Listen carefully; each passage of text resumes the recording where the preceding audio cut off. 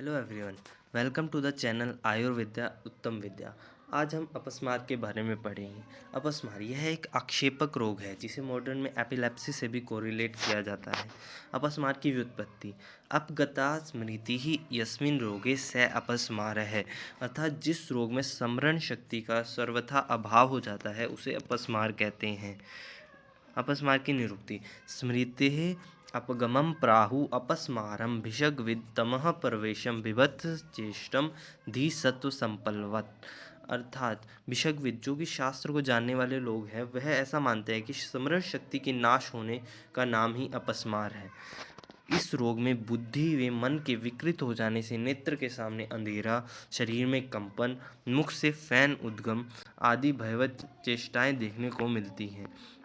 अपस्मार के कारण अहित शुचि भोजनात्, अर्थात मनुष्य जब अहित भोजन करता है, अपवित्र भोजन करता है, तब उसे अपस्मार रोग होने का भय रहता है। रज तम दोष वृद्धि से सत्व गुण दुर्बल हो जाता है, अर्थात जब मनुष्य के शरीर में रज व तम की अधिकता हो जाती है, फिर इसके रज और तम की अधिकता के कारण सत्व गुण दुर्बल हो जाता है। अल्प सत्व वाला व्यक्ति, हृदय में चिंता, काम, भय, क्रोध, शोक होना, मन अभिघात, यह सभी अपस्मार के कारण है। अपस्मार की संप्राप्ति उपर्युक्त निदानों का सेवन करने से वातादि दोष प्रकोपित हो जाते हैं, रजवित तम दोष प्रकोपित हो जाते हैं।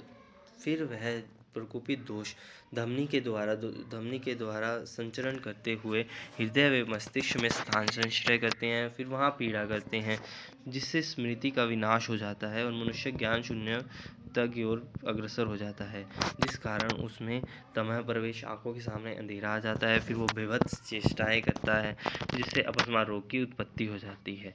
अपस्मार के पूर्व रूप हैं न होते हुए रूपों को भी देखना, अर्थात वह व्यक्ति जो रूप उसके सामने होते नहीं उन्हें भी देखता है, जिसे कहते हैं पश्यति असंति रूपाणि। दूसरा है चलते समय गिरना, वह मनुष्य चलते हुए गिर जाता है। जीवा अक्षि भ्रू में फरफराहट करता है, मुख से लाला साफ निकलता है, हस्तौ पादौ विक्षेप नहीं, हाथों और पैरों को इधर उधर फेंकता है।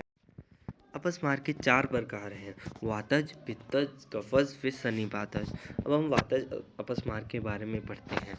वातज अपस्मार के प्रकार कंपते, वह कांपता है, दांत कटकटाता है, उसके मुंह से फैन उद्गम होता है, अति श्वासों से सांस चढ़ जाते हैं, वे परुष लाल अरुण वर्णों को देखते हुए मूर्छित हो जाता है। पित्तज अपस्मार, उसके मुख से पीला फैन निकलता है, पीत फैन, शरीर, नख, मूत्र पीतवर्णी हो जाते हैं, पीले व लाल रूपों को देखते हुए मूर्छित हो जाता है। और पित्तज अपस्मार के रोगी को ऐसे लगता है कि पूरे संसार में आग लग गई हो।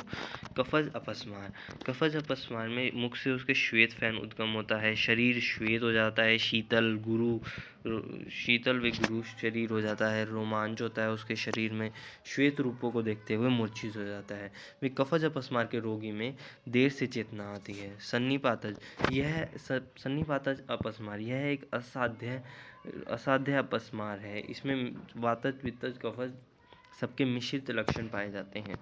अब वेगों का काल पढ़ते हैं।